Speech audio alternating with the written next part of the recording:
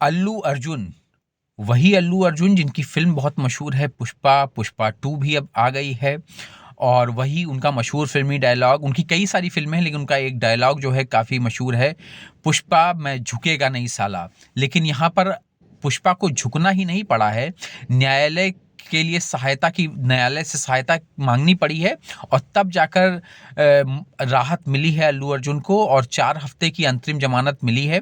नहीं तो पुलिस ने पुष्पा को झुका भी दिया था और लोअर कोर्ट ने उनको 14 दिन की न्यायिक हिरासत में भी भेज दिया था, यानी कि पुष्पा को सिर्फ झुकना ही नहीं पड़ता, 14 दिन जो है जेल में भी काटने पड़ते। लेकिन शाहरुख खान ने उनकी मदद की और हाई कोर्ट में उनको राहत मिली।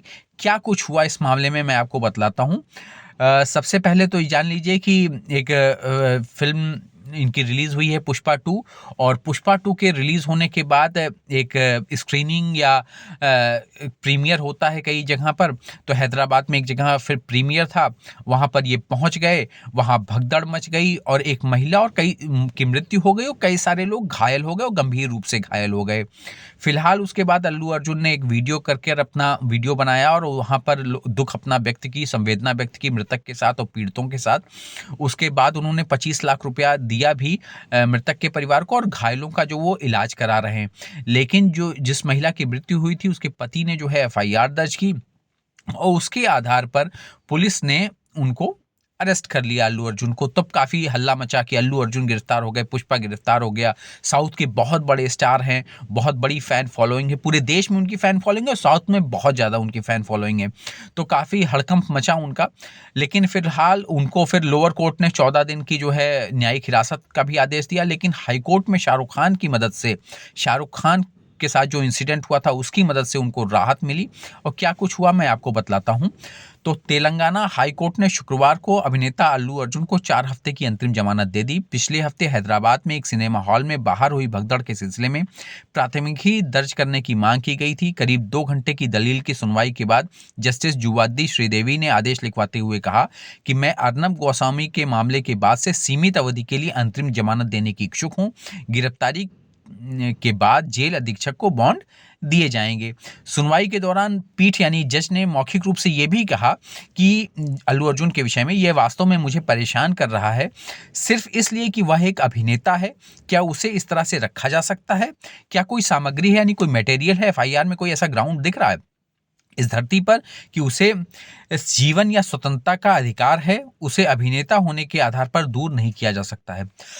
ये पीठ ने जो है मौखिक रूप से टिप्पणियां की और उधर उनके वकील का तर्क ये था कि अल्लू अर्जुन जो है फर्स्ट फ्लोर पर थे और घटना जो है नीचे के फ्लोर पे, ग्राउंड फ्लोर पे हुई है। और उधर बीच में जब ये सुनवाई चल रही थी तो उधर लोअर कोर्ट में वो पेश किए गए अल्लू अर्जुन, उन्होंने 14 दिन की न्यायिक हिरासत में भेज दिया। लेकिन इधर जब इनके वकील बहस कर रहे थे तो उन्होंने कहा कि जब आप एफआईआर पढ़ते हैं, उनके वकील ने बहस की, तो क्या ये कहता है कि अल्लू अर्जुन को पता था कि कुछ मौतें होने वाली हैं? क्योंकि गैर इरादतन हत्या का भी धारा उनके ऊपर लगी हुई है, 5 से 10 साल तक की सजा जिनमें है और कुछ मामलों में आजीवन कारावास तक की सजा है। तो उस पर बहस हो रही थी। यहाँ तक कि एसएचओ द्वारा भी दिए गए निर्देश में ये नहीं कहते हैं कि मौत होने की संभावना है। उच्चतम मामला अगर अधिक से अधिक मामला बनता भी है तो मौत से लापरवाही से मौत का बन सकता है। यहाँ पीठ नोट कर सकती है क्या कोई उतावलापन या लापरवाही भरा काम वहाँ पर हुआ था। उन्होंने घटना याद दिलाई, घटना याद जो दिलाई वो थी शाहरुख खान से जुड़ी हुई। शाहरुख खान की घटना उन्होंने याद दिलाई। शाहरुख खान रईस फिल्म का प्रमोशन कर रहे थे, वो राजस्थान में कोटा में थे। वहाँ पर प्रमोशन के दौरान भगदड़ हुई थी और भगदड़ के दौरान वहाँ पर भी एफआईआर लॉन्च हुई थी, वहाँ भी एक व्यक्ति की मौत हुई थी। एफआईआर बाद में राजस्थान हाई कोर्ट ने उनको रिलीफ ग्रांट की थी और वहाँ पर शाहरुख खान ने कुछ गेंदें जो है भीड़ में फेंकी थी और कुछ कपड़े अपने उठा के भीड़ में फेंके थे। लोग उत्साह दिलाने के लिए, हीरो अक्सर ऐसा करते हैं, हीरो हीरोइन कि लोगों में उत्साह आए, तो उन्होंने किया था। तो यहाँ पर उनके वकील ने यही तर्क लिया, घटना याद दिलाई कि अभिनेता शाहरुख खान अपनी फिल्म रईस के प्रचार के दौरान ट्रेन यात्रा कर रहे थे। वहां अभिनेता ने स्टेशन पर कपड़े फेंके थे जिससे भगदड़ मची थी। एक मामला दायर किया गया था। अदालत ने कहा था कि अभिनेता उस मामले में आपराधिक रूप से उत्तरदायी नहीं है। रेड्डी ने दावा किया कि महिला यहाँ पर अल्लू अर्जुन के मामले में भूतल पर थी, जहाँ भगदड़ मची और अभिनेता पहली मंजिल पे थे। उन्होंने आगे तर्क ये भी दिया कि न केवल अभिनेता बल्कि निर्माता भी थिएटर को अभिनेता की यात्रा के बारे में सूचित करते हुए लिखा था। रेड्डी ने कहा कि अभिनेता आ रहा था, ये हर कोई जानता था, हर कोई जानता था, पुलिस जानती थी। यहाँ अभिनेता सक्रिय रूप से कुछ भी नहीं कर रहे थे। जबकि शाहरुख खान वाले मामले में शाहरुख खान ने गेंदों को भीड़ में फेंका था, भीड़ ने उन्हें उनको पकड़ने की गेंदों को पकड़ने के लिए कूदी थी। तो इसलिए इनका रोल, अल्लू अर्जुन ने ऐसा कुछ भी नहीं किया जिससे भीड़ उत्साहित होकर कुछ भगदड़ वाला कोई इंसिडेंट मचता। तो इसलिए उन्होंने ये सारे तर्क दिए। धारा 118 पे बहस की, बीएनएस की धारा 106 पे बहस की, और धारा 106 पे बहस करते हुए उन्होंने कहा कि अधिकतम मामला जो है वो लापरवाही से मौत का बनता है, वो भी 5 साल की सजा उसमें है। तो अरनेश कुमार का जजमेंट जो लेस देन 7 ईयर्स के केसेस में लागू होता है सुप्रीम कोर्ट का, और यहाँ गिरफ्तारी जो है बिना नोटिस के इस तरह से नहीं हो सकती, क्योंकि अरनेश कुमार का जजमेंट लागू होता है बिना नोटिस के। आप ये है, उनके वकील का ये भी तर्क था कि कभी कभी दुर्घट घटनाएं हो जाती हैं, ऐसे कई मामले हैं जहाँ राजनेता रैलियां करते हैं और दुर्घटनाएं हो सकती हैं। अब मैं अगले कदम पर आता हूँ और अब मैं अंतरिम जमानत की मांग करता हूँ, ये उनके वकील की बहस थी।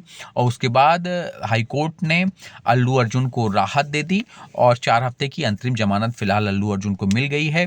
इस तेलंगाना सरकार जो है उन्होंने पुरजोर विरोध किया। सरकारी वकील का तर्क था कि पुलिस ने इनको रोका था कि आप आगे मत जाइए, भगदड़ मच सकती है, और अल्लू अर्जुन नहीं माने इस चीज़ को। ये उनके वकील का तर्क था, सरकारी वकील का, और तेलंगाना सरकार काफ़ी विरोध करे। उनके चीफ मिनिस्टर का भी आपने बयान देखा होगा, उन्होंने कहा है कि ये अभिनेता हैं, फिल्में बनाना इनका काम है। जैसे रियल एस्टेट के लोग अपना कहीं ज़मीन लेते हैं, बनाते हैं, बेचते हैं, वैसे ये भी फिल्में बनाते हैं, बेचते हैं।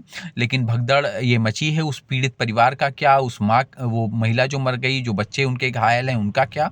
तो उन्होंने भी अपने तरीके से आवाज़ उठाई, उन्होंने गिरफ्तार किया और पुरजोर विरोध किया है। फिलहाल पुष्पा झुका भी और पुलिस की हिरासत में भी गया। फिलहाल उसको हाईकोर्ट से राहत मिली है और एक टीआरपी भी फिल्म को और एक और मिल गई है, थोड़ा बूस्टअप भी मिल गया है। तो प्लीज़ इस चैनल को लाइक और सब्सक्राइब कर दें, और आप थोड़ा बूस्टअप इस चैनल को भी दे दें, जिससे मैं आप तक लीगल अपडेट पहुंचाता रहूं, क्योंकि जानकारी ही बचाव है। प्लीज़ इस चैनल को लाइक और सब्सक्राइब कर दें।